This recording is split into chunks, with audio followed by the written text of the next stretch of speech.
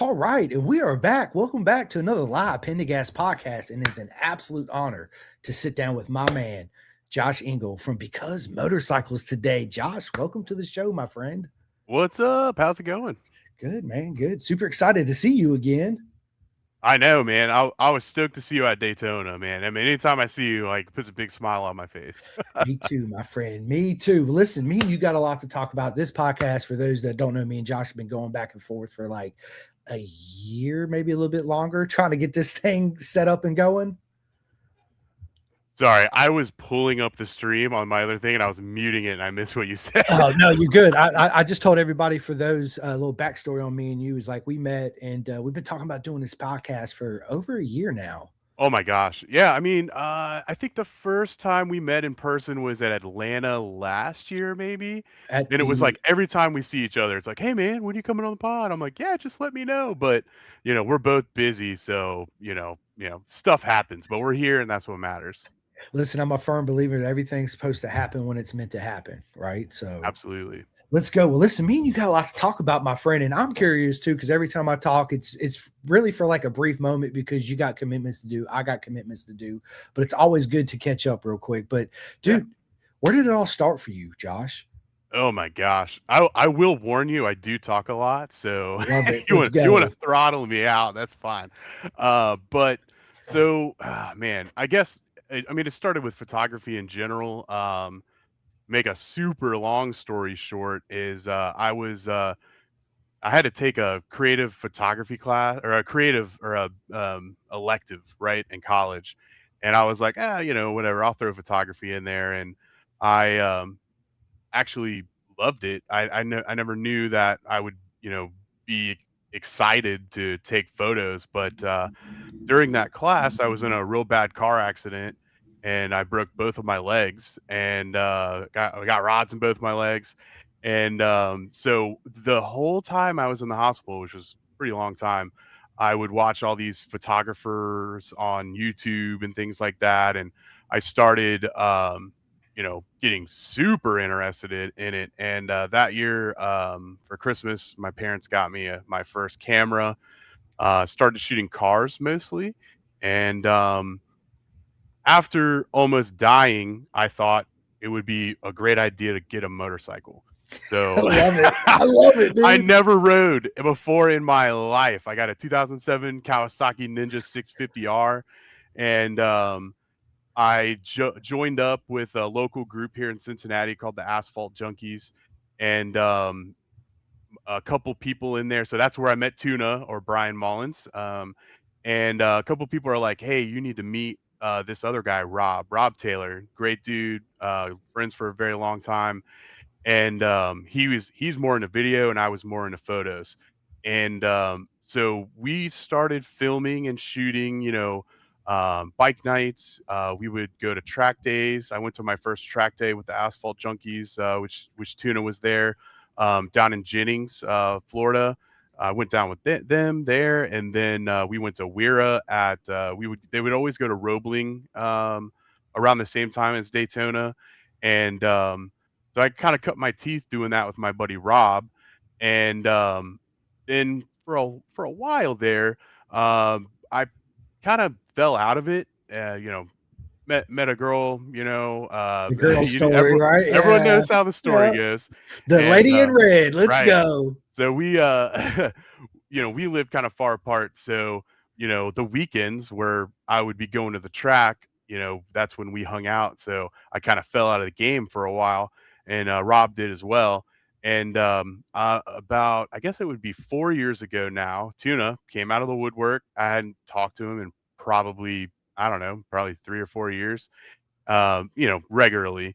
And he's like, "Hey, you and Rob still do videos and stuff?" And I'm like, we haven't really done it in a while.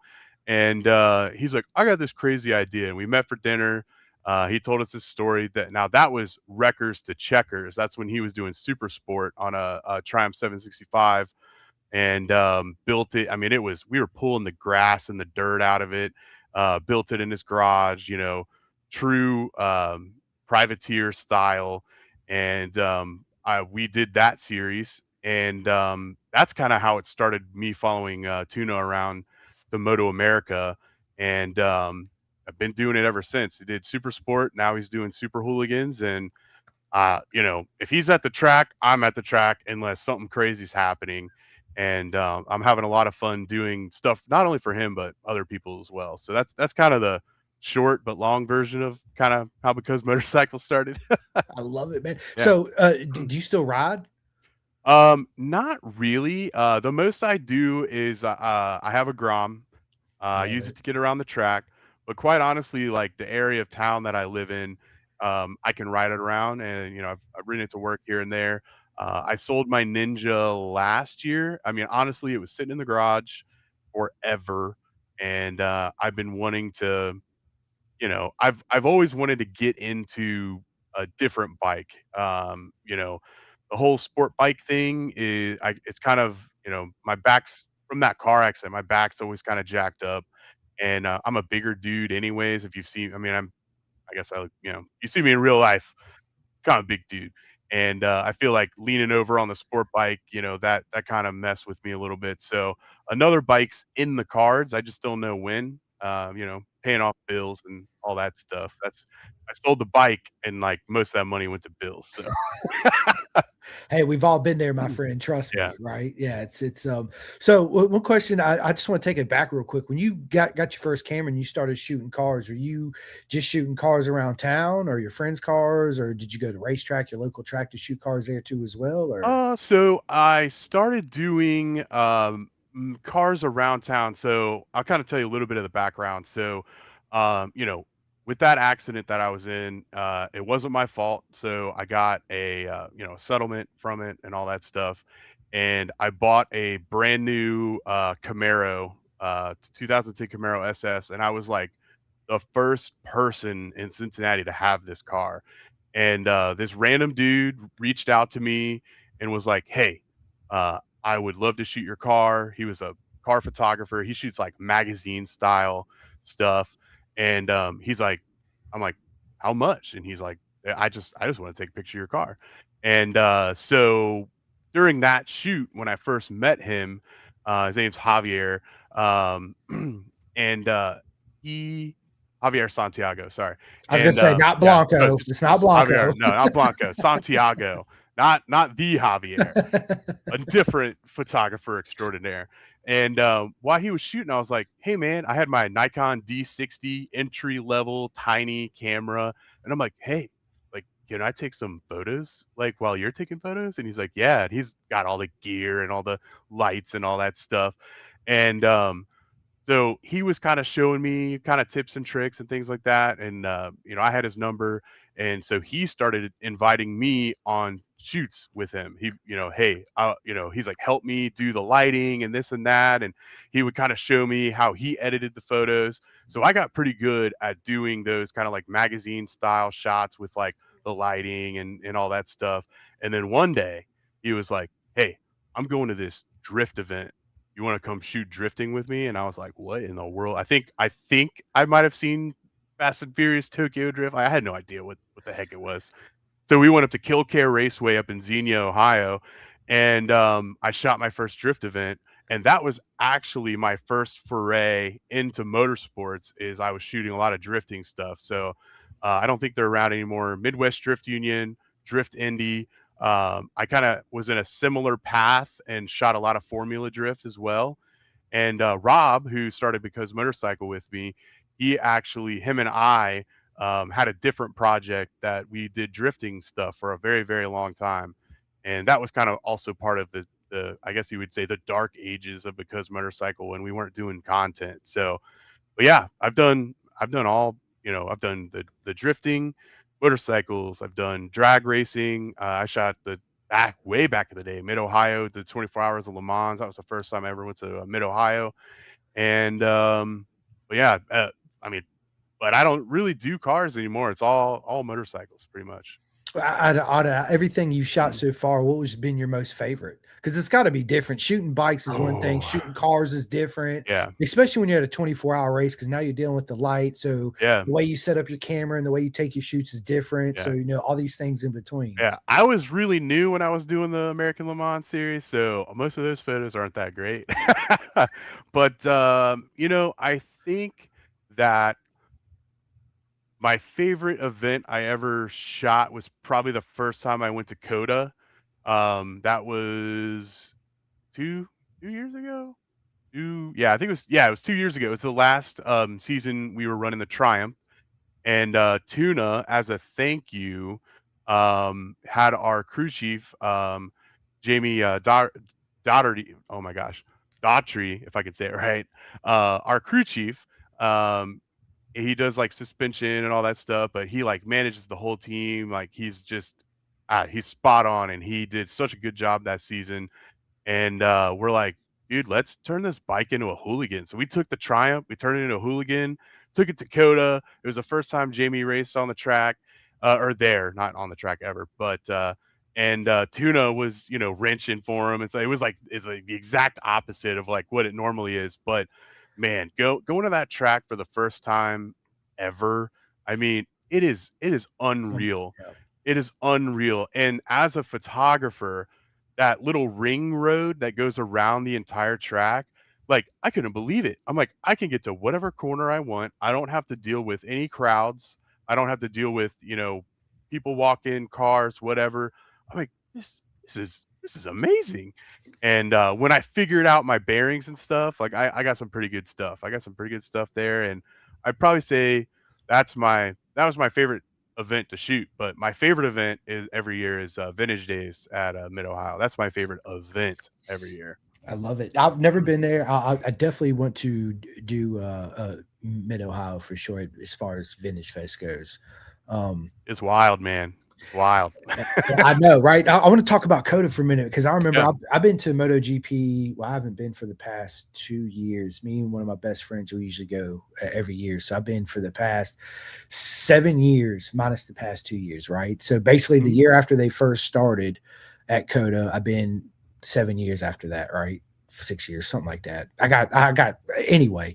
I remember the first time showing up, man. I was like, holy shit! It's because I've been to Laguna Seca, been to every MotoGP race in Indy except for the last one. Of course, a shit ton of AMA, then DMG, then Moto Yep. America. But this is the first A1 circuit I've been to, right, on American soil. And it was, dude, it was just so huge. The atmosphere was different. And then I became friends with this girl named Christy, and we still stay in touch. And she knew one of the managers of a Moto3 team, and we got to get in the van that takes you around. Exactly what you just talked about, the inside course for where the guys are filming on TV and all the photographers. It's a dirt road, it's a rocky kind of road that goes, man. And I remember I got video of me sitting in the van. I was like, I can't believe this is fucking happening. During a Moto3 qualifying session, like, how cool is this? Like, what is going on? Yes. Dude, my favorite memory is I was a little bit late getting out. So I was kind of coming around. I was coming around from the outside on the straight where you go up the hill in the turn one. And I'm on my Grom, fat dude on a Grom, right? And they're ripping up that hill, and I'm sitting here going, bang! Like, dude, it was so funny. I'm like, no one in the world is experiencing anything like this right now. And I'm like, or like I'm riding on like, a more flat area, and I'm just, I'm thinking of Tom Cruise and Top Gun, where you get the fighter jets on the, the left side, and he's looking over, and I'm sitting here on my 125cc Grom while all these super bikes are flying by me and everything. But that track is phenomenal, man. It's so fun. It's definitely unique and different, and this is what so I've been to a lot of MotoGP races, but it's like when I go there, you're confined to only certain areas. It's not an open paddock like MotoAmerica is. That's why I love MotoAmerica so much, right? It's such an open paddock. You can meet anybody you want to meet. When you go to a MotoGP event, you gotta have a special, pit pass and all this stuff just to get back there to meet anybody. It's definitely a different experience. And turn one is like, it's like Daytona baking. It's not as quite, but it's pretty freaking steep. Dude, it's wild. I remember I got I don't know if I was supposed to go up there, but it's been it's what do you call it? Statute of limitations. I climbed up the tower, like where the TV stands were, like at the very top, and like I was taking selfies up there and sending them to like my parents and everything. And it was just like even being up there, I'm like, just being on top of the hill, I'm like, dude, I'm up here. But like being up on that stand with the cameras and stuff, I was like, you could see the whole freaking track from there. Yeah, it's definitely a unique place for sure. When look, man, let me ask you this: since you've been, you're kind of, I don't want to say new to the motorcycle game, but what is your takeaway from our beautiful circus doing what you do?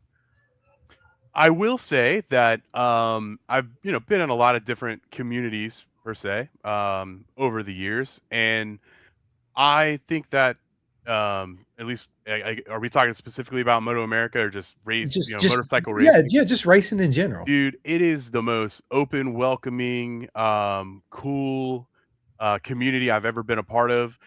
Seeing you know I don't think I'm sure some people think of the other riders as opponents, I guess, right? But I feel like at least the people I hang around, especially Tuna, right? There's no such thing as an opponent. Everyone's a fellow rider.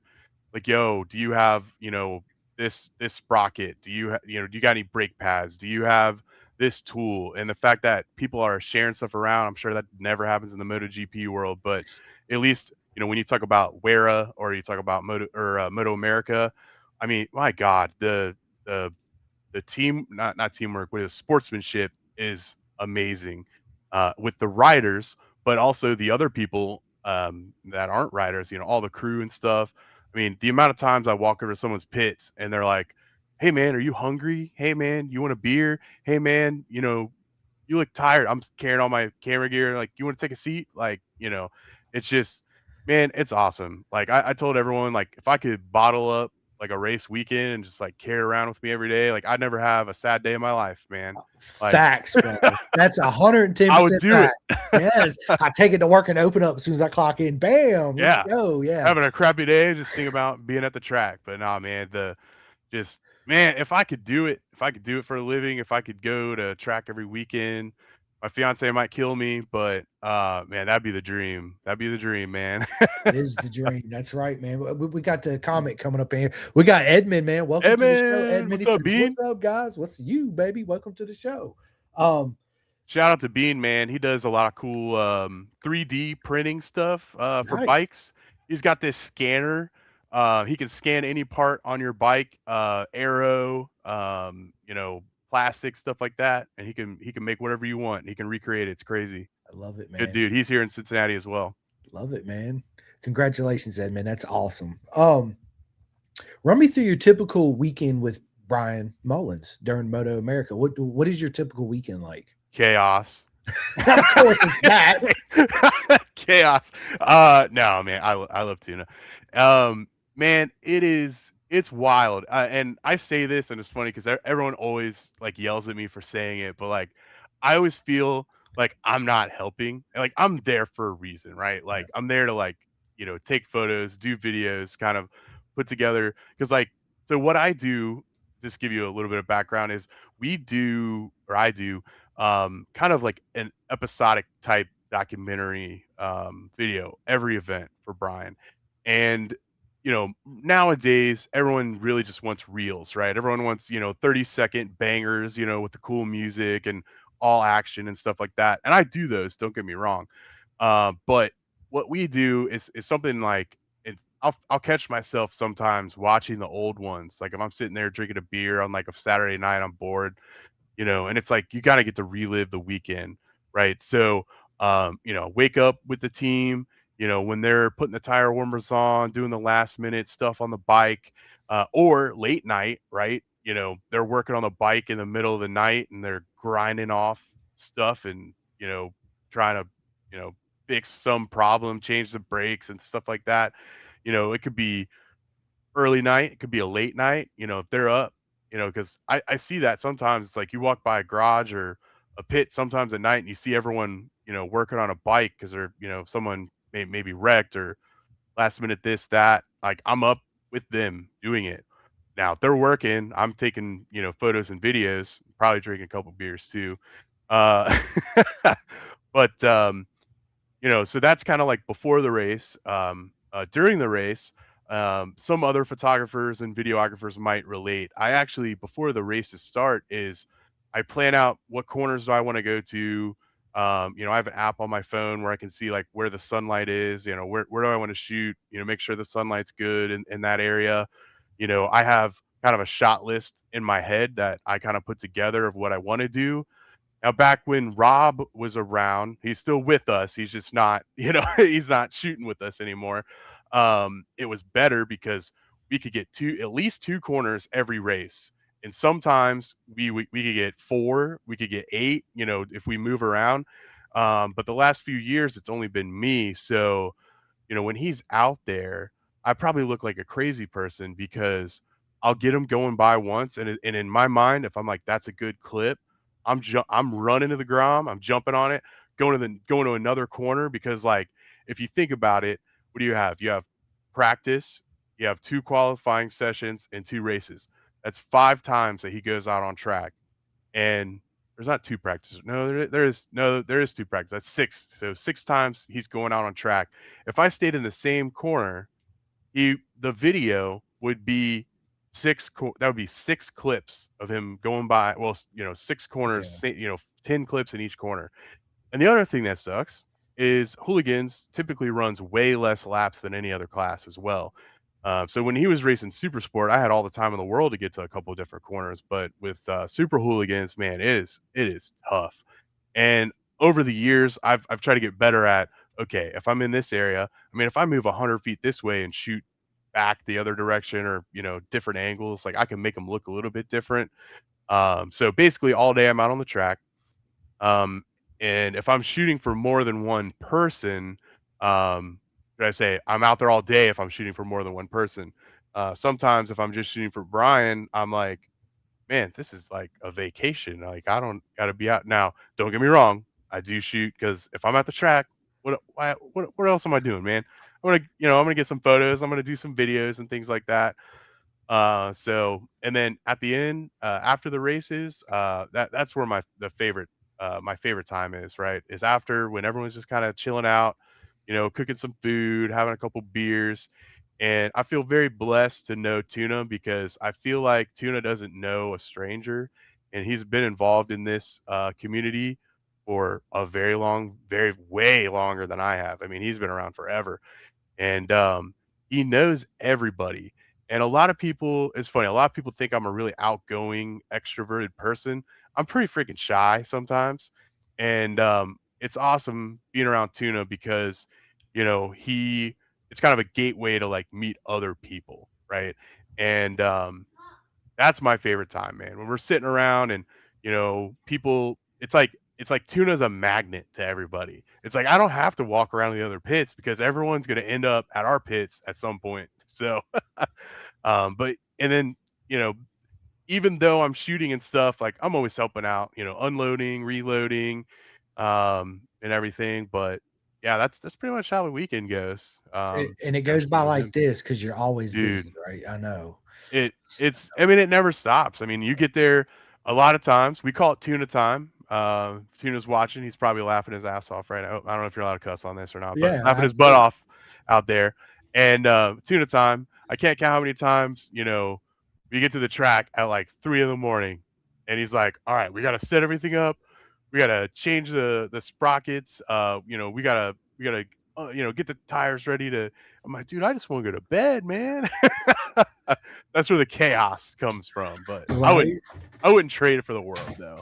I love it. Yeah, Brian's awesome. If you guys missed it, I've had Brian on twice already on Pin to Gas. It's yeah, he's absolute, and it's an honor, dude. He runs my logo on his suit too, as well, which is freaking amazing, Hell right? yeah, So, dude. yeah, yeah, he's awesome. Let me ask you this. What is your favorite track to shoot at, and what is your least favorite track to shoot at? Ooh, all right. I think my favorite track. I don't want to say Mid Ohio because it's kind of my favorite because I've been there a gazillion times. So like I have fun shooting there. So I'm not gonna say that. I do like Mid Ohio a lot. I want to say probably Road America. That track is always really fun. I mean, that it's so huge. There's so many nooks and crannies and like weird spots you can shoot from, and man, like that track's amazing. And like side note, whenever I've went there with Brian, we're always up on that upper paddock, Yep. and we're always like right there on the corner where you kind of have to do a U-turn to get there. And I always pitch a tent there on that hill. So like I wake up and I'm like looking over the paddock and everyone's getting the, all the bikes ready in the morning and stuff. And man, it's awesome. But my least favorite track is I'm gonna people are gonna I don't know, people might be mad for me saying this, I don't know. But first time I've ever shot, I've been to Daytona, but first time I ever shot like Daytona professionally was this past Daytona 200. And man, there's just not a lot of interesting points in there. I mean, you got the infield, all that stuff, but um, there's not a lot of places you can position yourself to get a ton of creative shots, and, like, maybe that's my fault, but I had also never been there before, and that's the other thing, right? It's like when you go to a brand new track, it's like it takes you a day to figure out where the good shots are, where can I get some interesting angles, so normally the first day of shooting at a new track is just kinda like now I wanna say garbage, but not the best, but maybe I might change my mind if I go again. Now that I've been there and I get the layout, maybe I'll do a little bit better. But you can only take so many cool shots of the bikes on the bank, and then the only other place that they're not just on the bank is the chicane in the back or the infield, and you can only shoot those two areas so many times. And you're like, Road America, you're like, oh my god, I don't remember how many turns Road America has, but I'm like, you could spend a whole weekend and never go back to the same turn. This is awesome. Yeah, and they got the spotted cow beer, which is really good too, as well. Yes, every time I go up there, I end up bringing, like, 20 cases back because everyone's like, "You're going to Wisconsin? Oh my god, bring back some spotted cow, let's go." Give me some money, bitch. Dude, I'm telling you, man, I cleared out a whole store on the way back last time. Oh, that's awesome. I wish I'd have brought some back. I'm not a big beer drinker, but everybody kept telling me, dude, you got to do it with Simcoe. So I was like, all right, let me get a spotted cow. And I was like, holy shit, this is You really gotta good. do it, and then I don't know the name of the bar. I found I probably shouldn't say this because this is my bar now, up at Road America. I wanna say it's called the Lake or Lakeside or something like that. They got, like, these loaded mac and cheese bowls. Our buddy Jamie, DMR Motorsports, was telling us about it, but I went there on my own before he even told us about it, and, like, the burgers there are, like, 2 or $3, and every time you order a beer, you get a pull tab. I'm like, "This is my bar, dude." This is, yeah, So, that's it's like awesome. every time I go up there, I'm like, "I gotta go to that bar, and I gotta bring spotted cow home." I love it. Well, I tell you what, next time I've been to Road America twice, and it's, dude, it's one of my favorite tracks to go to. It's such a, in it itself is a unique track, right? It's big, like you said, dude. Nothing beats coming down. You see the tunnel, the RA, and you go up underneath it, and you come out, and you got the hill right here on the right with a big TV, and it's just, dude. You get up in the paddock, and they have the little food place. You can get food, and then you go through the paddock. You go up that hill you're talking about where you stayed at. Yeah. Yeah, dude. It's the showers suck because I like to live the adventures when I go to the track. So I shower at the track, even though I got a Yeah. hotel. I'm like, I'm taking a shower at the track, man. This is where it's at, right? Road America's shower suck because it's got that push button and it lasts literally for like 10 seconds. Yeah, You yeah, push you're it, like, it's 10 "What seconds. And the you're like, heck?" what are you doing? Right? So you get Okay. your hand against it, and you're yeah. Guess they gotta duct tape it on or Yeah, whatever. something, right? Yeah. It's That's the way to do it, man. I always tell everyone, like, I feel like I'm a privateer photographer because, like, I travel with the team, and if there's room, that's the thing is like about Tuna is like he's got 6 kids and he likes to bring them to the track, and that's freaking awesome. I love being around his family. I always call them my track family. And if there's room in the RV, I'll sleep in the RV. But my God, I probably slept in the trailer more than I've slept in an RV or a tent, one or the other. I mean, heck, I'm at Daytona. I'm at this world class speedway, and I'm sleeping in the trailer, and I don't care, man. It's fun, it's awesome. But I always tell everyone, I'm like the privateer photographer. I don't need no hotel room. Let's go. let's go. I love it. Yeah, man. People don't hear those, places and sacrifices you make to go every round. Like we touched about it a little bit earlier, man. It's so expensive to travel to all these races. You figure the gas has gone up, hotels are just freaking ridiculous, Yeah, and it's like $2,500 every time you go somewhere on the weekend. I'm fortunate enough and blessed enough that most of my friends live near a lot of these racetracks. So Mhm. I just go shack up with them at their house and drive to the track every the Hey, man, weekend. ain't So nothing wrong with that. No, no, absolutely not. and I will say, it's awesome being around Tuna and the fam because, like, they're always making food. I'm always fed. I always got a place to stay, and I never complain. Don't matter, man. Honestly, people want to talk crap about an air mattress. I like an air mattress, man. There ain't nothing wrong with that. I'm sleeping on one this weekend at CMP, right? I'm not Yeah, getting a man. hotel. I'm staying at the track and freaking air mattress it up. Let's go, right? Yeah, But and I can tell luckily, most of the tracks, at least for me, are not horrible drives. The West Coast kind of, difficult. I sucks. sold, yeah. Don't get it twisted. It sucks. Dude, it sucks. I mean, I didn't ride with our buddy John. He drove the bikes out there and everything. God bless that man, for making that drive. And, me and Tuna flew out, to, like, the ridge. And, I was like, talking about struggling, man, this is funny. Kinda sad, but it's kinda funny. I had some bills and stuff going on or whatever, and I sold all my old video games from when I was a kid so I get a air a ticket to go to to Ridge. And, I made some of it back shooting for some people and stuff like that, but I was like, I have a nostalgia. I used to be a big gamer when I was a kid. I was like, "But you know what? This crap's been sitting in a tote in my room for God knows how long." I'm like, "I'm trading those in to go to Ridge, baby. Let's go."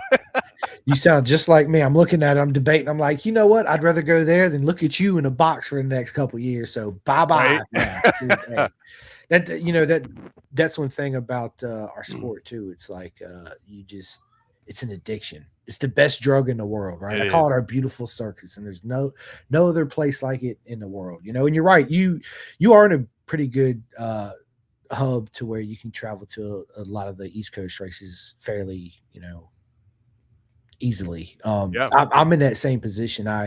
I'm only 6 hours I'm from my doorstep to Daytona International Speedway, nonstop driving. Now this is all nonstop is 9 hours and like 32 minutes. Nice. Atlanta 6 hours, Mid Ohio 6 hours, Jersey 6 hours, VIR is an hour and 45 depending on the traffic. Barber 7 hours. So I'm in that perfect little Yeah, you got it better than I do, man. yeah. It's a hub. Wisconsin's freaking 14 and a That's a half truck. hours, dude. That yeah, it's a long haul. Yeah, Texas is freaking 3 days. Dude, driving through Texas. I've driven across the United States 4 times, and Texas is always, dude. I'm like, dude, are we out of Texas yet? It They're like, never nope. ends. 3 days later, we're still in Texas. It's like, fuck, dude. Are you kidding me right now? Yeah. Yeah. Listen, you do what you do, man. It's absolutely amazing. I love your work. I think what you do is absolutely phenomenal, and it's not easy to do. It takes a special talent, a special vision to capture those moments behind the camera, whether it's a video or a picture, and then incorporating it all together with all the editing. That's something that I don't personally. I don't edit shit, dude. I was like, dude, I'm not doing this editing shit. I tried it one time, and I'm like, dude, a week worth of editing, and Yeah. literally like this 2-minute video. And I was like, dude, I don't have the time, right? So I was like, I'm doing everything live and I ain't got to edit shit. Heck yeah, Right. dude. Like That's the way to do it. that's the way to do it, right? Yeah. But again, you editing and putting your videos and your pictures, all that's a certain vision. And not Yeah. everybody can do that. And when you watch it, it's just like you see a certain photograph or a race poster and you look at it and it just draws you and you feel in that particular moment, right? Yeah. You have a unique ability, my friend, and I Thank love you. your work, dude. I appreciate it, man. Keep I it up. put I put a ton of time and effort into, editing, and, you know, kinda I feel like I have a style, You do. and it's, a lot of, when you go to the track, I always pride myself on, it doesn't happen in MotoAmerica as much, but like Wera, like club over racing and stuff like that. I get a lot of guys who are excited, guys and girls that are excited about, like buying photos and stuff. And a lot of people are like, I do it different, right? So some photographers are like, here's a folder with like, 200 pictures from like you this weekend. And I don't do that. I take like the best, you know, 15, 20 photos, and I spend a lot of time editing those photos and like a lot of time. And so many people are like, dude, like, you don't shoot a lot, but like everything you give me is like really good. I'm No. like, heck yeah. And the thing is, like, kind of like segueing a little bit, I like to take photos a lot better than I like to do videos, but like just as well as I do nowadays, videos are, like, where it's at. If you want to, if you're trying to grow a brand, I'm not necessarily trying to grow because motorcycle is a brand necessarily, maybe, I don't know. But just getting more eyes on like what you're doing is like you got to do video. And I'm still learning, man. And I appreciate your compliments. I appreciate anyone who comments on any of my, reels or Yeah. videos and stuff like that, because I've been shooting photos forever. But I've only been hardcore into the video for like, I don't know, maybe 4 years or so. So I got a lot of room to grow, and I know, right? I watch some people's stuff and like I'm still it Like, boggles my wow. mind Yes. how they do it, but, it's inspiring. I have, we could save posts on, like, Instagram, and I have, like, a folder where it's, like, just inspiration, and, like, I'll flip through it, and it's not that I wanna, like, copy something that I see, but it's just, like, I wanna learn the technique of, like, how did someone do that, and I do watch a lot of, tutorials and things like that, and that's a funny thing is like I am self-taught. Like I never took a video editing class in my life. I only took that one. Actually, I took two photography classes. I took a film class, which doesn't necessarily help me. It helps me with, thinking of, how you're going to frame the photo and things like that, but it doesn't really help with the digital. But I guess I've only taken two photography classes in my life. Everything else is out there, just doing it, learning as I go. And the videos like that too, man. I mean, I look back at some of my old videos and I'm just like, ugh. Uh, What was but I thinking? right, dude. But any creatives like that, right? Yeah. Well, Any you got to creative, start somewhere. you gotta start somewhere, and that's anyone who is like wanting to get into doing the photo game. I mean, it's just like riding, right? You gotta get on the bike and ride the track to get better, and you gotta get out there and shoot to get better. And Yeah. every weekend, that's what I'm doing. I'm aiming higher every weekend to do better. I So love it, man. Well, you got to fail to succeed, right? Like you got absolutely, to figure your way, man. It's again, dude, the whole editing thing, dude. I think it's amazing. Like dude, this is why I love StreamYard too, dude. It automatically generates AI videos for me, man. Do you want to generate? Hell yeah, I let's do. go. Do it, boom. And next thing I know, it prints it out. Hey, this is high visibility. Okay, and I just changed the title, like with you, right? But the only Yeah. downside is I only get a certain amount of credits a month, right? So I can only do 6 podcasts a month, right? So that's why I haven't been doing it because I'm out of credits right now. And then of course the bot of credits is just ridiculous expensive. So dude, I pay $90 a month to use StreamYard, right? Dang. I pay to play. I don't get paid Yeah. to do this, right? I'm just like you. I pay to play this game. Well, it's good, right? Because just like you said, so I've been toying around with the idea of starting Because Motorcycle podcast. Not to step on your toes, brother. No, I love it, dude. But I've been looking into the pricing for some of this stuff. But the cool thing is, like with StreamYard, what you're using, like you said, man, it does everything for you, and you don't have to set it up. It's like you just turn your camera on and go, man. Go. And talking to AI, like I'm not a huge fan of AI, like as a creative person, but my God, it does help me sometimes, and there ain't Dude, nothing wrong with helping me out every once in a while. I use AI for Yeah, my podcast. So basically what I yeah, do is when this gets done, once it renders and uploads, I'll put it out, I'll go ahead and put it out, but then I'll go back to like YouTube. I pull up your podcast or whoever's podcast and I'll go to their little AI thing and I'll say, "Hey, create me a SEO for my latest, live podcast with yeah, Because Motorcycles," and it'll do this whole fucking thing, right? It'll give me a title, a full description, like the whole. I'm like, dude, that's great. I couldn't have thought of that, right? Copy paste, baby, let's go. And then I save it and it uploads everything yeah, automatically. yeah, And yeah. it's. I wanted to find something that was super easy for me because I've self-taught, learned this whole podcast thing myself because I Hmm. depended on Jules when I first was a guest on there and he did everything. Then when I took it over, I was like, oh shit, how do I even do this? So Yeah. What am I doing? I figured it out, right? Yeah. But it's nice to know you have a tool that does pretty much and it makes it so easy for me, but easy for you too. I send Mhm. you the link, you click on it, boom, you're Yeah. here, right? You don't have to download I nothing mean, or any of we're this other basically in thing. a Zoom call. Basically, but That's freaking better, awesome. right? And the cool thing is, like, I could share a screen and pull up some of your videos and your pictures from Instagram. Like, it does so much. But I feel Yeah. like, um, it's a lot to learn, and I still don't know it inside and out yet. I'm pretty close because I've you obviously used it for the past couple of years. But yes, dude, I think it's great, dude. Do it. Start a Because Motorcycle podcast. I think Yeah, it's a wonderful I'm idea. And gonna. my next question for you is, my friend, is where'd the name come from? Um, so it's kind of twofold. Well, I guess so. The name came from a buddy of mine during the whole drifting escapade that we were on. He had a page, which I still think he runs. There's just like Because Race Car or something like that. And honestly, I just was like, "That's funny. I'm gonna steal it. I'm sorry, just Because Motorcycle." And the funny thing is, it started out as just a page where I shared stuff, right? Like it wasn't my content, because when I first got into riding motorcycles, it's like your feed is just full of motorcycle content, and I would be sharing stuff on like my own page, and I'm like, I don't really have, at the time, I'm like, I don't have any friends that ride. I'm like, they're probably like, why does this dude just post motorcycle stuff? And it's like, so I made the page. And but yeah, I mean, the question is why? Because motorcycle. Like, why are you doing this? Why are you doing it? Because motorcycle? Like, I liked it. But yeah, I kind of semi stole it, but whatever. I love no. The first name, I mean, the first word might be the same, but the second one don't. So it's not That's technically true. stealing it, right? It's just Well, yeah. And I like so like I said, I like the idea. It's like, why?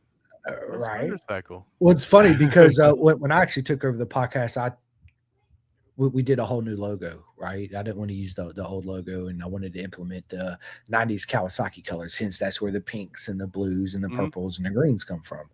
Um, yeah, similar kind of story, man. It's I love it, man. So let me ask you this, dude. What is the future of Because Motorcycles besides the podcast? Are you obviously you're going to be following Tuna around, or do you plan on doing like getting into car racing and shooting that too as well? Or Um, no, I wanna say, like, I would shoot any kind of motorsports, cars, bikes, whatever. Like, I go to bike nights sometimes, I'll shoot a little bit or, cars and coffee and things like that, but I think that I've given a lot of thought. I'm a big note guy. I mean, I have plans and ideas. I write it all down, and it's hard to say where it's gonna go. You know, um, I would definitely want to do the podcast, and I want to focus on you know not like the top riders. I want to focus on people like right. I want to see the people who are camping in their trailers and things like that because don't get me wrong, like MotoAmerica does a great job on their videos and their production and stuff like that, but I think there's a big gap in promoting outside of like the top 8.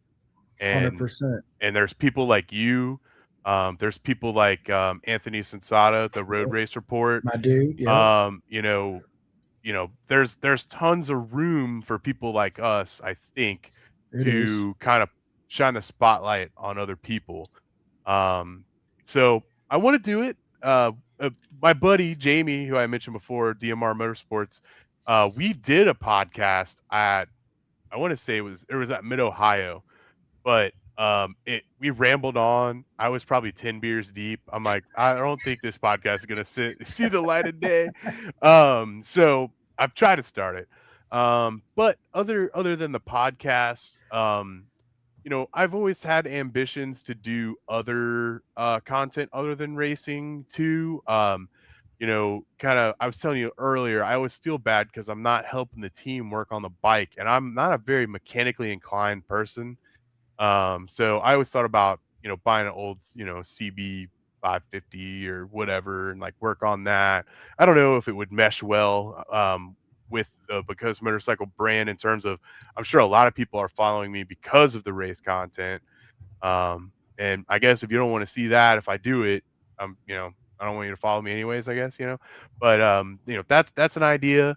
Um, I tried kinda, I do shirts, like merch. Like you go to my website and buy some merch and stuff like that. But I don't want to be, a lifestyle brand or whatever. It's more of like just support what I do. Like you buy a shirt, it's like, I don't know, 25 bucks for a shirt. I only get like $3 of it, but whatever. I'm the same, dude. Listen, I'm You the know what I same. mean? To me, it's like buy the shirt, you're just supporting me, right? Yeah. That's all it is. It's Yeah, dude, I I've love probably it. given more shirts away than I've sold shirts. Bro, I'm the worst, dude. I went to matter of fact, when we went to Road Atlanta, when I first got some merch, dude, I was like, I got merch, penny gas, let's go, right? I sold like actually I did really well. And then the smaller sizes, which nobody freaking wears but kids anyway.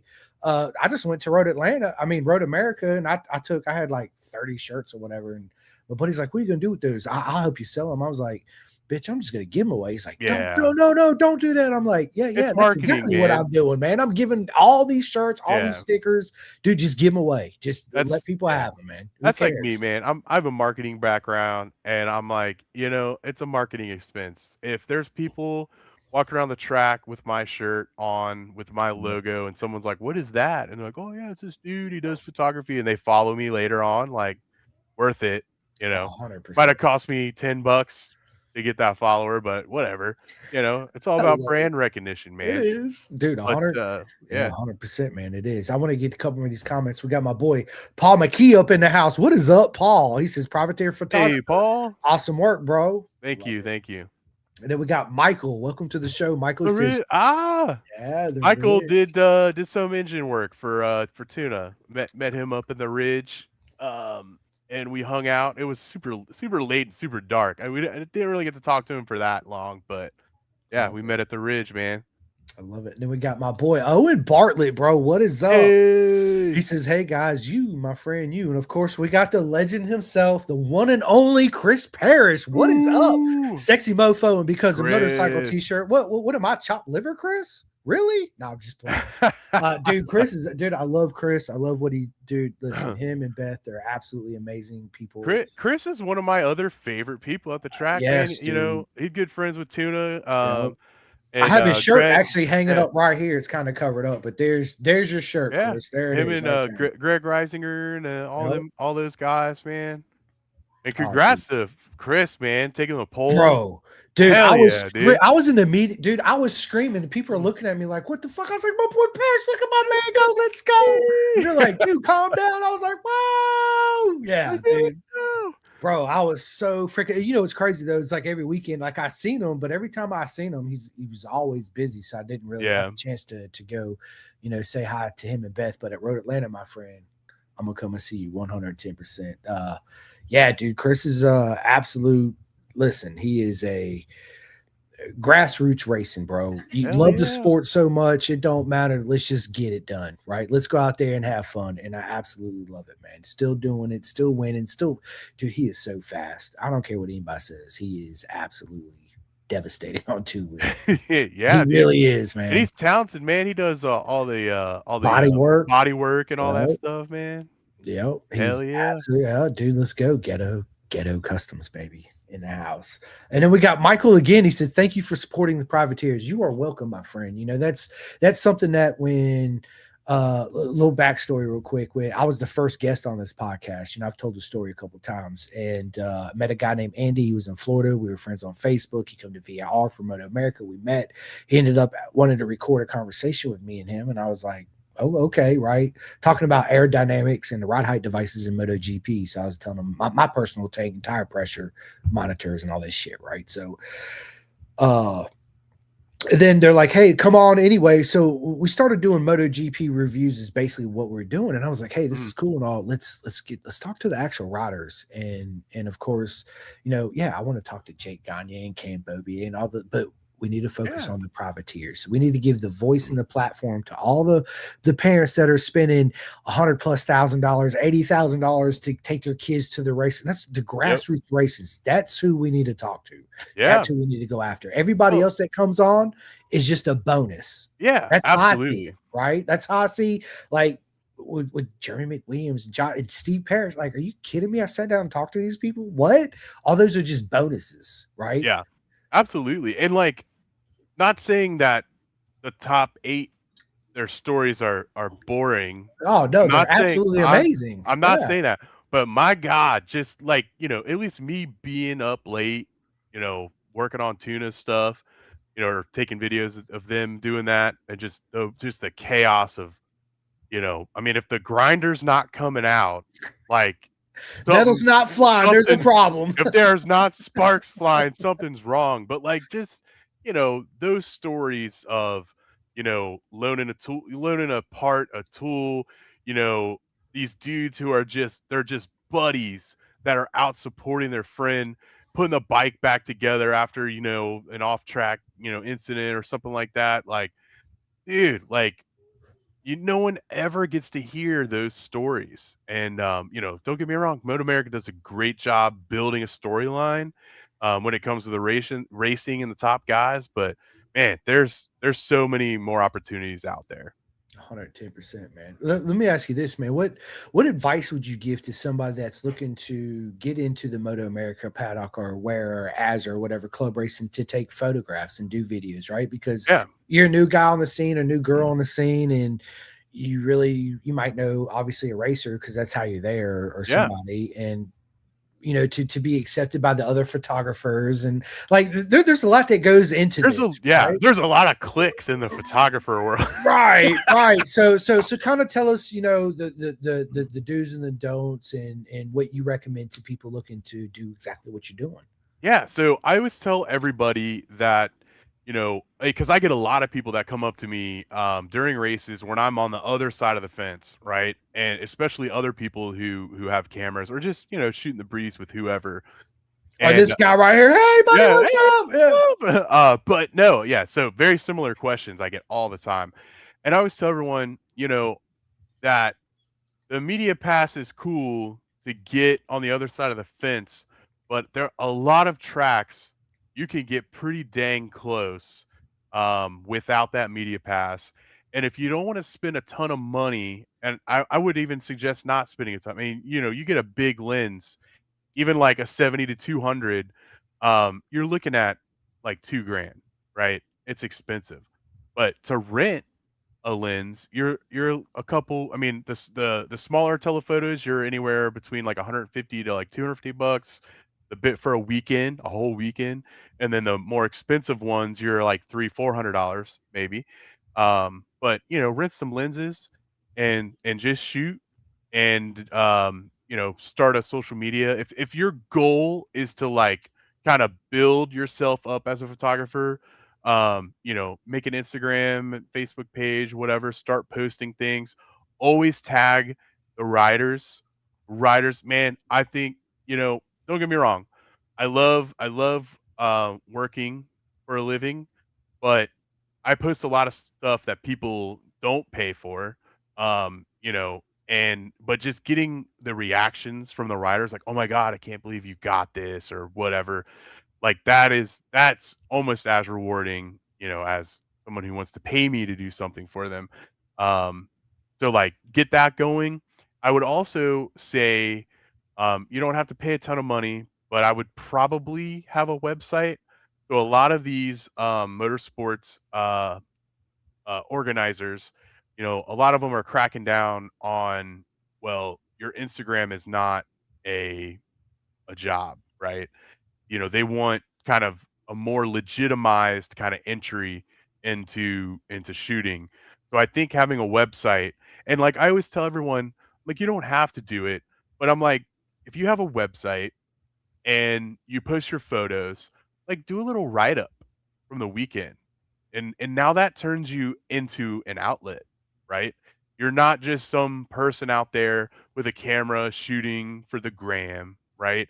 You're actually writing a little bit about the weekend. And it doesn't have to be crazy, right? Just talk about the weekend or put a couple descriptions in there. Like, you got whoever got first place, be like, oh, so and so, oh, Josh Heron, it's third time he's, won here, whatever. Um, and that will make you look a little bit better when you put that media application in. Because like I said, a lot of these organizers are kind of cracking down on letting anyone in. And like also knowing a rider helps. But that's the thing is like get in the paddock, talk to people.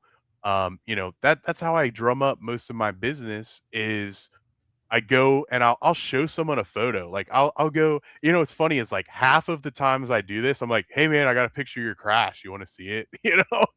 And just talk to people. Get out and shoot, talk to people. Having a media pass is not going to make or break you. Gets you a little bit closer to the action, kind of away from the crowds. But like it's not the end all be all. I still can't believe I have, a media pass to shoot. I can't believe I got one. Yeah, What are you dude, I talking saw that about? I'm the other like, day. No, what? dude, Let's go. that's awesome. No, dude, yeah, you were talking about it, and you're like, "What do I gotta do?" And it's like, Uh, "Nah, dude, we'll get you. We'll yeah, we'll that's, get you yeah, in we there." got you. I was like, let's go, right? Yeah, I Yeah, can't. so Oh, I think those are the tips, man. Like get out there. If you're not happy with the equipment you have, a lot of people say like it's not the camera, it's the photographer. No, that is a lie. That is the biggest lie anyone will ever tell a new photographer. I'm sorry, especially it's in motorsports, right? You gotta have a camera with some reach, and I'm not ashamed. I rent lenses a lot of time. My biggest lens is 70 to 200.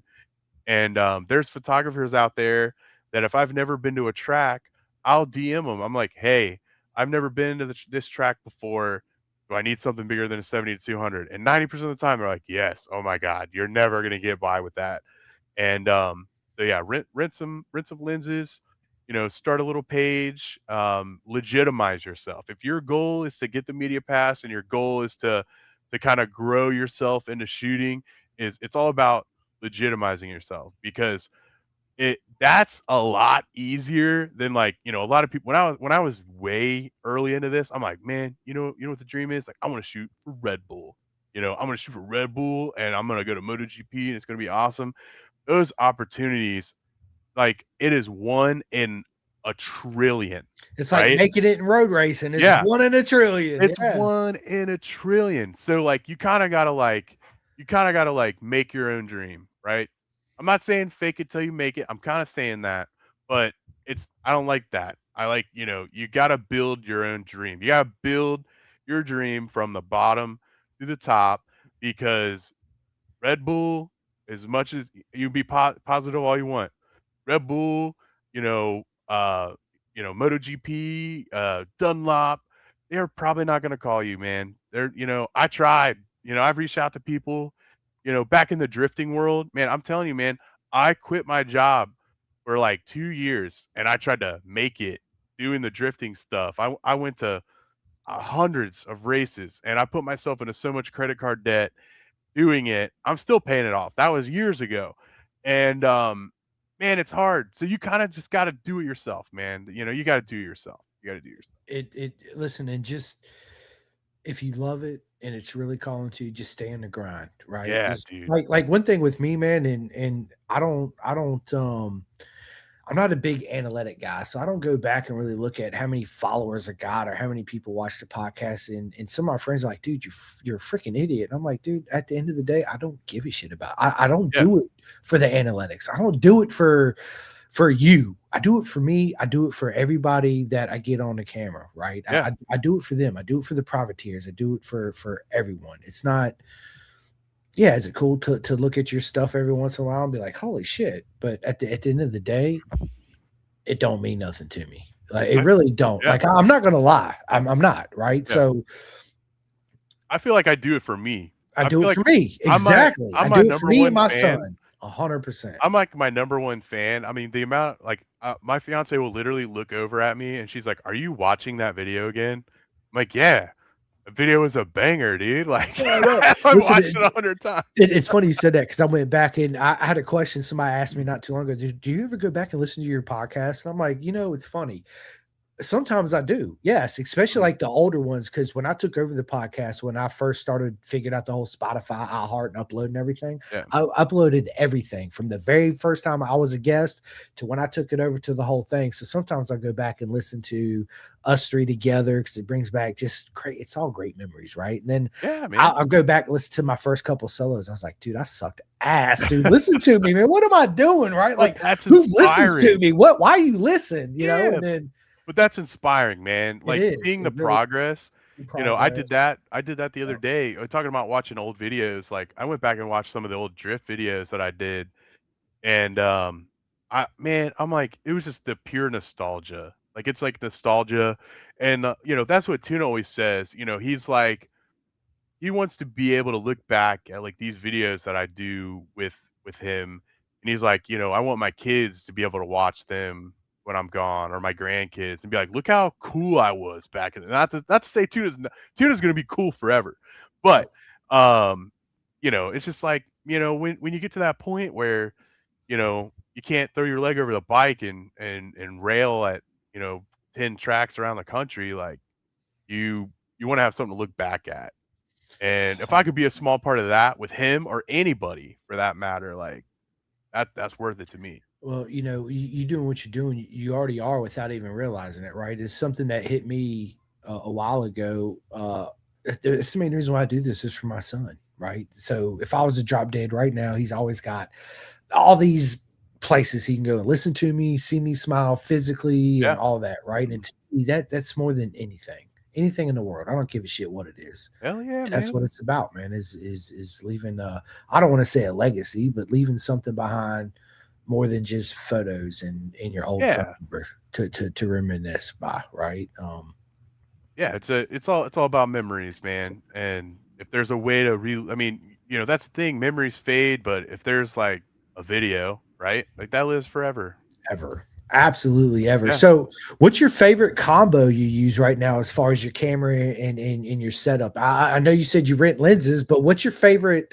You're basically there's probably a basic go-to setup that's good, not the best at everything, but good for everything, right? Like Yeah. a base setup, and then there's of course when you go to certain tracks, you need this outreach or better, shorter, or Yeah, yeah. whatever the case may be. So I say like so right now a couple years ago I finally upgraded my camera body. I shoot Nikon, which is like weird nowadays because everyone's shooting Sony, Canon's really big. Like whenever I see another Nikon shooter, like we're a bunch of nerds, dude. Anytime one of us sees like a Nikon shooter, we're like, "Oh my god, Nikon, let's go." Right? Dude, it's so funny because like we're the minority, man. Uh, And so I have the Nikon Z8. It's great. It does like super cool slow mo. It took a long time for me to upgrade to mirrorless because I always felt like the autofocus was slow in the mirrorless cameras, but dude, it's wild. It is crazy. I will never go back. I mean, there's no reason to go back, but like the cameras nowadays, they are sickening. They're absolutely sickening. And talking about like the auto detect and things like that, like the different zone focusing you can do with some of those camera bodies are just insane. So that's the camera that I run. I shoot a lot with my 70 to 200, but I will say that that lens is typically not enough for shooting track stuff. But I'll tell you, man, it's great around the paddock because even if you're kind of close and you shoot it wide open at 70, you can get a lot of stuff. But then you can zoom in for like the detailed shots.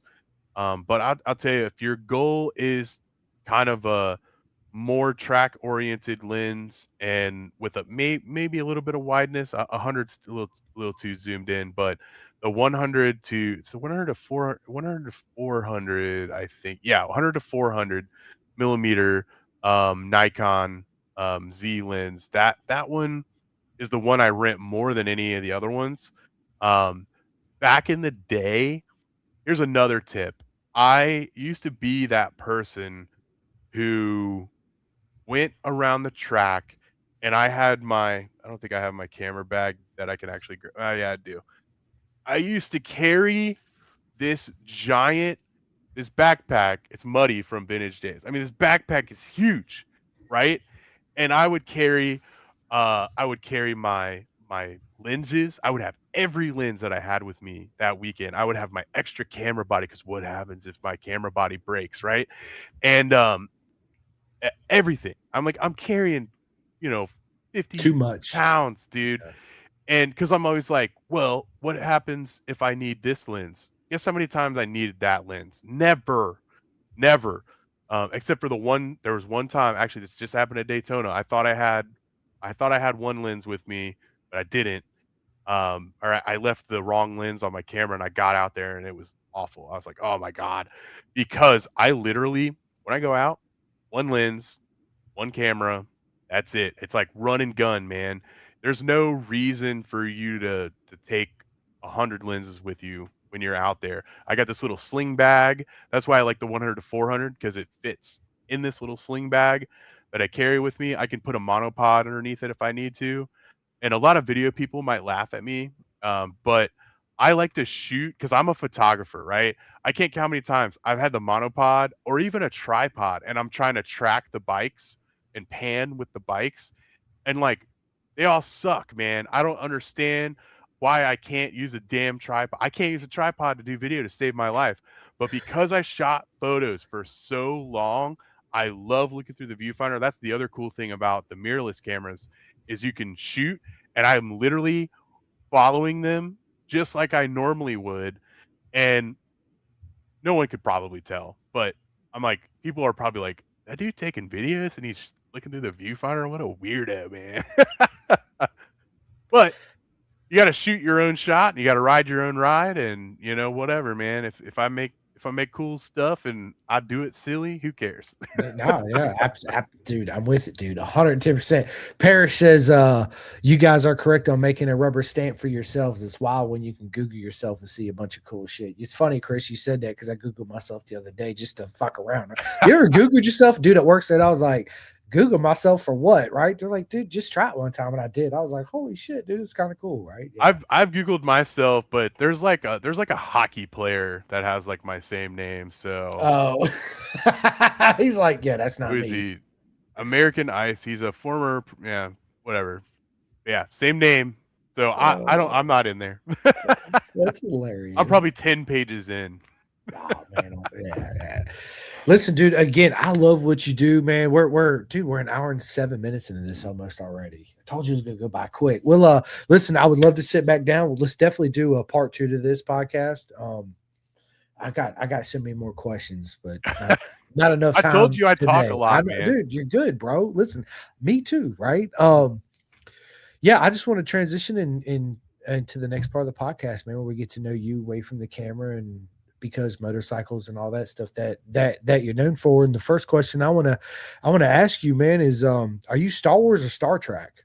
Star Wars all day. All All day, day, man. man. All day. I grew up watching that stuff, man.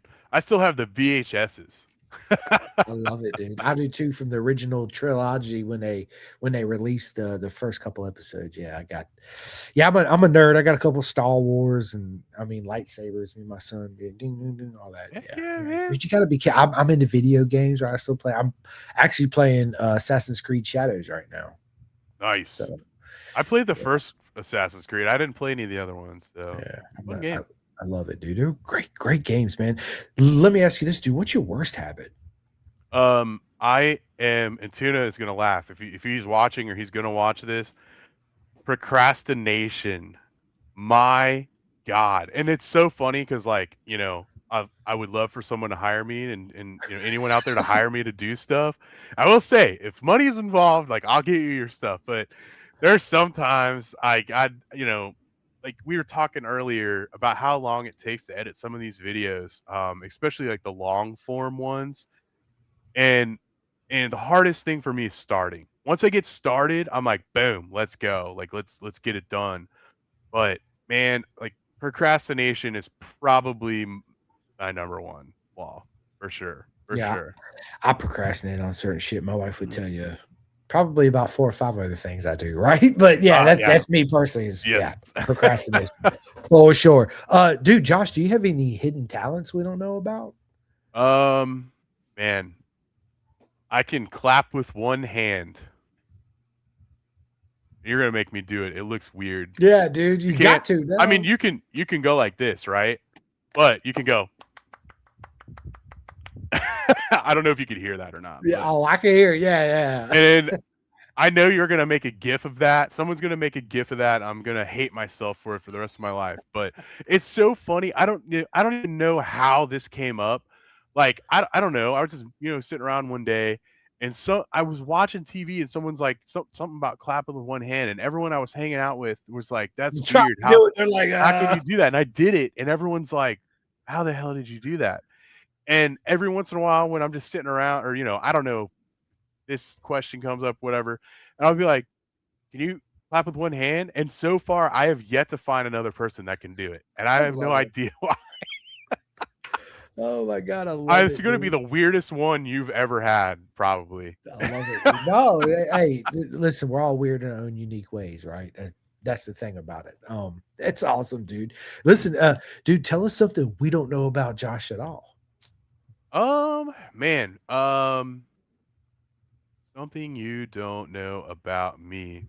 Well, I would have said the car accident one. That one's always a fun one to bring up. Um, I am about a year into it. I'm actually a ham radio operator. That's kind of like another new, fun, random. I'm only 37, but I feel like I'm gearing up for my old man hobbies. I got photography and I got ham radio. I I guess. love I it. don't know. That's well, the one thing I was trying to think because I know some of the questions you asked, and I'm like trying to think. I'm like, what the heck is I don't know, but that's the one. Love That's it. what I came up with. I, it works, my friend. It works. That's yeah. That's what's the one thing you can't live without? Not talking about the camera or your cell phone, because Yeah, obviously that's what you do, right? yeah. You gotta have it. Just like me, my microphone and my phone, right? What's the one thing that you cannot live without? Um, so I want to be super sappy and say my friends and family. Because they're all like a huge driving force for being a positive light in my life and stuff. But I can also not say caffeine. If I don't have caffeine, I will die. Like, I'm the kind of person who I'm surprised I haven't had a heart attack yet, but like if I'm at the track, like I'm by the end of the day, I'm probably four monsters deep by the end of the day. So But I'm running around, so are you a coffee drinker? I will say, so I've recently within the past, I don't know, since October, I've lost a lot of weight and I have been drinking less like pop and I've been trying to drink less energy drinks and I'm starting to drink a lot more coffee. And I'm trying to get myself, I don't put any sugar in it. I do still have to put cream and I know the cream I put in it has sugar in it. I am trying to train myself to drink just black coffee. I'm trying to get there. I just can't do it yet. But yeah, I'm starting to get into coffee a little bit more. Love it, dude. I drink coffee. I prefer mine black every once in a while. I'll put like a little fuzz of some peppermint mocha creamer because I I love don't peppermint I don't know mocha. how people do it. It's just I know it's probably an acquired taste, right? Like, Yeah, it's like Guinness, right? It is yeah, an acquired taste, but the more you do it, you'll yeah, I just learned to love it, I guess yeah. is what you'll say. So it's I hear like you got to buy the right coffee. I feel like yeah, there's I a like trade-off. the French press and grind my own beans and use a French press. I It's just said the that to best. my fiance the other day because we've been doing a lot of cold brew but we're just using the coffee grounds and it gets out of the little mesh Yeah, thing. And I told her, I'm like, I was reading up on it. I'm like, we need to get our own coffee grinder because you can they're grind it cheap. more Yeah, coarsely yeah. or whatever. Yeah, that's probably in my future. Yeah, I mean, you can grind it coarsely, medium, Yeah, yeah, fine, yeah. however you wanna do it, right? Yeah, dude, so I'm currently listening to The Art of Racing in the Rain, which is dude, if you haven't seen the movie, I highly recommend it. If you're a dog lover, I absolutely recommend it. The book is really good. About 6 hours into the book, I'm leaving for CMP tomorrow morning to commentate for the first round at Azure, so on the way there, I'll be, listening to that book. Probably won't finish it till on the way home. But do you currently physically read or listen to the audiobooks yourself? So I man, when I growing up, I read so much, man. My parents always had this rule that I could stay up an extra hour later. Now, this is like when I'm young, but I had to read. And it turned me into a big reader, man. Like I read I've read thousands of books growing up. And for the longest time, when you get older, and nowadays with media, I mean, you can watch, Netflix, you can be on YouTube, you can be on your phone, doom scrolling, and I kind of made it a goal this year to stop doom scrolling all night because, like, you'll It's a look at the habit. time Yeah. and you're like, oh my god, I have been scrolling Instagram Reels for like 4 hours. What am I doing? And so I made it a goal to read more, and I've only read 1 book so far this year. Actually 2, but they were kinda short. And, so I'm starting to get into it a little bit more. Good, man. Um I love it. I love it, dude. one thing I meant to tell you, man, congratulations on your weight loss, dude. Keep it Thanks, up, man. dude. Because I went on this major weight loss thing about 2 years ago. Worked hard at it. Um, I went from a 40-inch waist into a 34 with a belt. I was 200 and almost 70 pounds. I'm like a buck 94 now, right? All Yeah, by changing my mind, changing my diet, cutting out a lot of the processed foods. Of course, you still eat some processed foods, right? you can't get away from it, You man. can't making my home salad dressings at home instead of buying the store bought. Just little simple things like that, Yeah, right? Not eating a big portion like this, eating a small portion like this because that's how big my stomach is. I that's don't need to hardest for me, overeat. man. I like eating. I like Yeah, eating and I like drinking beer, and those 2 things are bad. I like eating too, right? But it's that self. It's all right here for me, right? It was all a mental thing for me. So once I learned to control that myself, it really helped me out a lot. But dude, you keep it up, bro, because you're I'm looking great, trying. man. I'm Love it, trying. dude. I love it. Do you, of course, I listen to a lot of podcasts. I'm actually listening to Joe Rogan with, oh my God, I can't remember her name. I'm currently listening to it. She actually has that Netflix special out with the plastics, talking about how everything's in plastics, I right? literally just listened to that today. Yes. My fiance is always, she's a big she loves like nutrition and things like that, and she's always like trying to think about what we're eating and stuff like that. And just seeing all that stuff, like the plastics getting in the food and like heating up stuff in the microwave. It's funny because like if you watch any of those documentaries and stuff like that, like you'll never eat anything ever, you know. But yeah, but yeah, podcasts. Listen to Joe Rogan. I listen to Sean Ryan. Me too. I also I like to keep it light sometimes. The You Betcha podcast. I found that guy like on Instagram during COVID, and he's really funny. And it's just like a bunch of people sitting around and Midwesterners, a lot of Midwestern comedy, and they talk about everyday. It's like everyday man. It's like blue collar comedy. Every time I listen to it, they also have this other podcast called Bellied Up, where they sit at a dive bar and they take calls from people, and it's really funny. Um, I think what other um Moto PG podcast. Those Australians, dude. Those are Oh my my boys. god.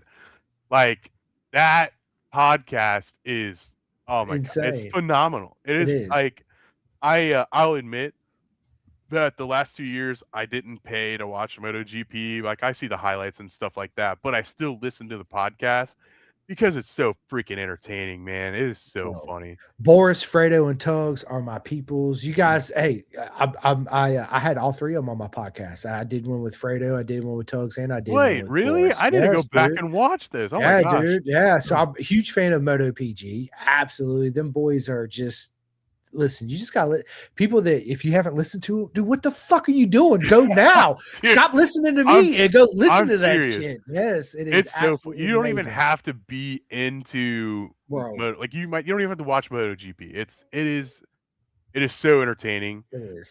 It's definitely not G-rated, No. and it's not politically correct, but my god, it is fun. It's It awesome. is Yeah. a super Yeah, fun go show. back. Matter of fact, when we get off here, I'll send you the direct links to all three of them, Tugs, Boris's, and it was funny because I didn't even know Moto PG. A buddy of mine, he kept talking about this dude named Boris. I'm like, dude, who's this dude Boris? Dude, Moto PG. They have this podcast. They're Australian, this and that. They said, you want to do something? Get Boris on the podcast. And I was like, challenge accepted, right? So I Dude, I reached out to can't Boris, and Boris was like, let's go. I was like, let's go. Then I turned around, I got Tugs on. Then I turned on, got Fredo on. So that yeah, is it's freaking yeah, awesome. they're awesome, dude. I listen.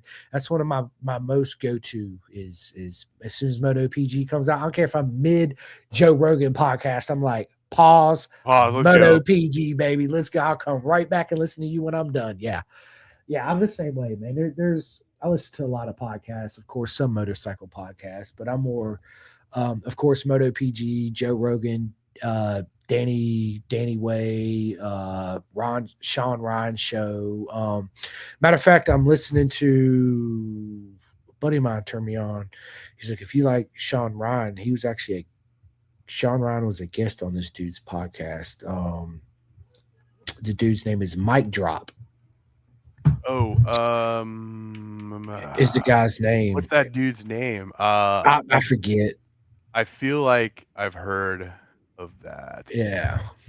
So I'm gonna listen to that and finish my well, maybe that book tomorrow on my way to and from CMP. So well, listen, man, dude, we're an hour almost and 20 minutes in this, dude. We're gonna end this podcast, but just stay on with me for a minute because we're gonna go ahead and set up our part two for this. Yes, I'm, sir. I'm gonna let you end the podcast. I'm gonna let you give all your shout outs for people. Listen, any riders or racers out there, I know Josh is gonna do it here in a minute, but reach out to them, get them out Yeah, there. hit me up, man. Sign them up. Yep, let's go.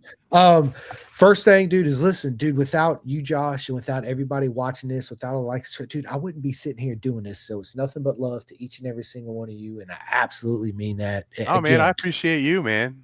I Seriously. appreciate you, dude. It's awesome. It's like I said, with the motorcycle community, it's like, you're doing such a great thing for the community, and I just praises to you as well, man. Thank you, man. I appreciate it, dude. I really do.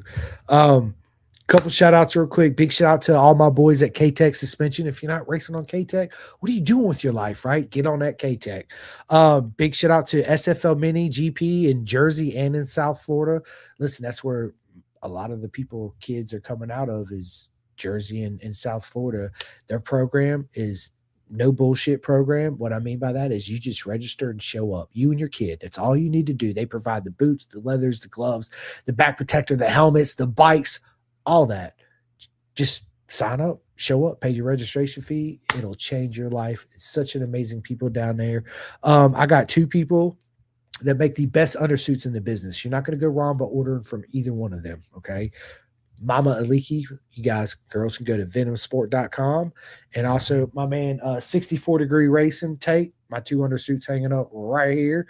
Absolutely amazing products. Even in the wintertime, I got my undersuits on. Not the Under Armour, not the Nike.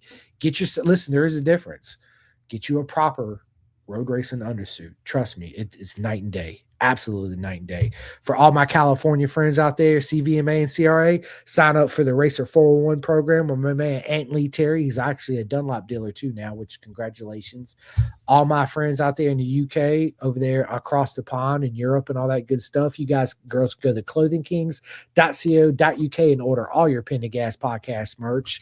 I got three friends also in the industry that make graphics, whether you want your bike wrapped, your helmet wrapped, your wife wrapped, your dog wrapped, whatever the case may be. They can do it all, right? First one is my man Chris Griselle from Drippin' Wet Graphics. The second one is Reese Brody from REB Graphics. And the third and last but not least is my man Gus Rodeo from GRG Designs. Many of you know who Gus Rodeo is, Chris Griselle, and R&B is, right? Again, you're not going to go wrong by ordering from any one of them. Big shout out to my man's R&D Racing out there in the UK. Big shout out to MotoAmerica, man. Like, dude, what a great organization. If you guys and girls have not been to a race yet, please show up. Road Atlanta's not this weekend, but next weekend. I'll be there. Josh, unfortunately, won't be there, but I will be there. Show up, enjoy the beautiful circus. I'll be living vicariously through you. That's right. It's absolutely amazing. And last and not least is listen. Big shout out to all the corner marshal workers. Without you guys and girls out there doing what you do, he would not be doing photos. I would not be up running my mouth doing videos and podcasts, right? So thank you for what you do. I really, truly mean that. If anybody listens to this and you want to be a corner marshal worker yourself, get in touch with me. I'll put you in direct contact with the right people and we will make that happen. Last thing I'm going to say before I leave the microphone to my man Josh, because motorcycle is support your local vendors in the industry. People, stop ordering shit off of Walmart and Target and wherever else you're ordering it from. Stop it. Seriously. These guys and girls out here bust their asses, spend a lot of money showing up to all these events. Support your local vendors. You want people to support you, support them. That's where you start. Thank you. Amen Josh, to that, brother. Yeah, man. the floor is all yours, my friend. Oh, geez, man. I know I'm gonna, forget some stuff, but first off, thank you, right? Thanks for having me on. Thank you for, allowing me on this platform of yours to share my story, promote myself a little bit, Like I said, it's always a learning thing. I've been getting into this video stuff. I think I've been doing pretty good with it.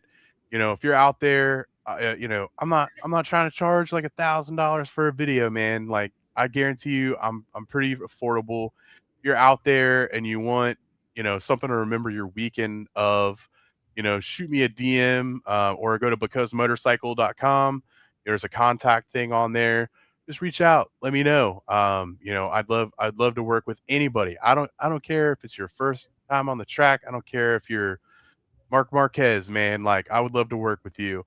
It's super fun. If I could build this into a career, I would love to do that. But at the moment, I'm just having fun, man. I'm having fun doing it.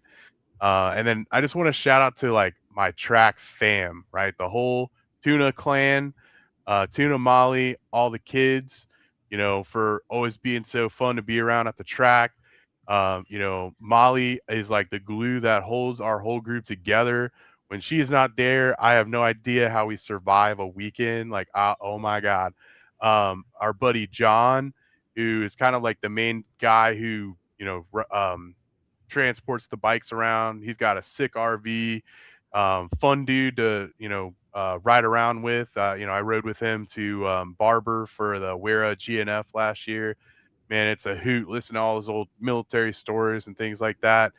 And he's like the biggest cheerleader for me, man. Like, he's always like, dude, like get in there, like go do this, you're doing good. Or, like I'll be kind of second guessing myself and he's like, I will kill you if you don't do this. Like just funny stuff like that. Um Jamie Daughtry, DMR Motorsports, suspension needs. Man, that dude's been our crew chief for so long.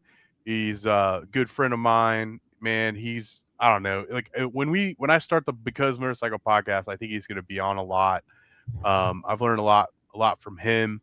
We got Travis Pepples, Performance, or oh my gosh, not perform or Platinum Performance, up in Fort Wayne. I almost said Fort Lame. That's the joke. Fort Wayne, Indiana. He helps the team out a lot as well. Dynos all our bikes and stuff like that. Good dude. Edmund, 3D printing. He popped in the comments on there. I'm sure I'm missing some other ones, but I want to. That's my track fam, man. If those people were my real fam, that'd be all right, They are. Absolutely, they are. Right? Like, but let's yeah. go. Love it. Yeah, hit me up if you need some media stuff. Yeah, absolutely, man. Yeah, hit Josh up, man. He's absolutely amazing what he does. Make sure you follow him on all social medias too. Just look up Because Motorcycles. That's all you need to know. Just Because Motorcycles. Because boom. Motorcycle, baby. That's it. That's it. I love it. Well, listen, Josh, this has been a lot of fun. I'm gonna get off. I'm actually gonna go eat some dinner real quick. Then I got to pack and load up the truck to go to CMP tomorrow in the morning when the Dude, have fun, man. Have so much fun. I will, dude. I'm nervous. I'm not gonna lie because I haven't really, commentated by myself. But dude, I'm gonna go out there and just do me. Just have I fun believe with in it. you. And me too, man. You're like the perfect person for it. You talk to people for a living, man. Like, just pretend you're doing a podcast. That's my motive going into this for sure. 100%. Well, listen, everybody, this episode will be out here. I'll release it tonight before I go to bed. I'll tag you on all the socials and send you all the links.